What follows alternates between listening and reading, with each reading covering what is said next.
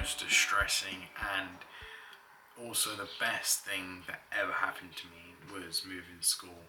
I remember when I was quite young, I was lining up to go out of my primary school, so it was the end of the day, and I had my hood on, but I didn't put my arms in my hood. And long story short, my head teacher, which we won't name because he's a fucking dickhead, he definitely was at the time anyway. Yeah, we had let's say a big go, that's for sure. And I ran out, and I was just like, fuck this guy, bro. Fuck this guy. I really, it really upset me. And I would then basically, some things would happen. I was young. I didn't really know what was going on. But basically, my mum got told that I was like just too much to handle. I was a joke. I don't know what was actually said. Again, I was young, but I do remember it being quite bad in saying that I was too much of a handful. Anyway, about a few weeks after this, me and my mum we'd be on a bus, I believe, and she showed me a sign on this building, and on this building would say the name of my school and an arrow going that way. And it was a very important thing because I was thinking, oh wait, hold up, I have to go back to school. I actually have to go to school. I thought that was it, And I remember the first day I went there was like, I didn't want to talk. I didn't like talking to people. I just really hated it. I remember kicking and screaming, not wanting to stay there. After a week or so, I got quite used to being in this school and actually really started to enjoy it. One of my my very first teacher that I can remember is Mrs. Fitzpatrick, and she was amazing, man. She just knew how to teach me, and she was just the best. She was just the best. One of my first memories with her is all the kids had cut out cardboard hands, and I helped to basically stick them up, and it made like a little rainbow. And now I think about it, I don't even know how she had the time to do that and then also teach us. It kind of blows me away. Anyway, throughout my time in this school, I met some amazing people that would actually change my view on things, propel me forward into the stratosphere, considering that at one point in time I couldn't even spell my own name, let alone read or write. I couldn't even spell my own name. I'd go on to meet Miss Elwood, Miss Jerwood, Mr. Austin, Mr. DeWale, Mr. Wilkinson. That list could go on forever. There were so many people that I remember so vividly teaching me a bunch of things, all within their own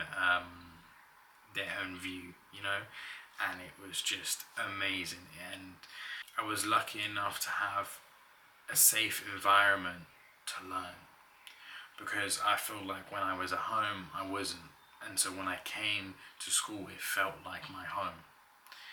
And I don't know if any of the teachers really noticed this, but the people that taught me things were people that I looked up to, people that were a big influence on me at the time. Anyway, yeah, bunch of amazing people, bunch of amazing experiences, and a bunch of learning. I think if it wasn't for that school and the people in it, I don't think I'd be able to read, if I'll be honest. I don't think I would be able to have critical thinking. I don't think I would be as accepting of other people as well. I don't think my anger would be as low as it is now. I don't think a lot of things would have happened for me if not for that school. That school shaped me. And I always said this, that I think if I were to have stayed in that school till 18, as in that school, you know, went on past primary ages. Um, I could have been a rocket scientist if I wanted to be, you know, like it was that good. Anyway, I just bring this up because every time I see where the sign was, you know, when I was on the bus, it's no longer there anymore. But I remember just feeling such distress, especially like going, oh, I have to go back to school. It's such a horrible place. I hate it. And then also on top of that, you know, that first day was like, oh my gosh, I hate this place. What is going on? And I fell in love instantly. But it was such a distressing time for me. I was so upset, so unsettled, so angry, and so just not knowing what's going to go on. And it was really, I think, a very pivotal point in my life where actually I fell deeply in love with what I thought I would hate. And that's a strange feeling. It's a very strange feeling. And now when I look back, I'm like, oh my, I'm so grateful that, you know, all of it happened. Because if not, I don't know. I don't know where I'd be. I really, really don't.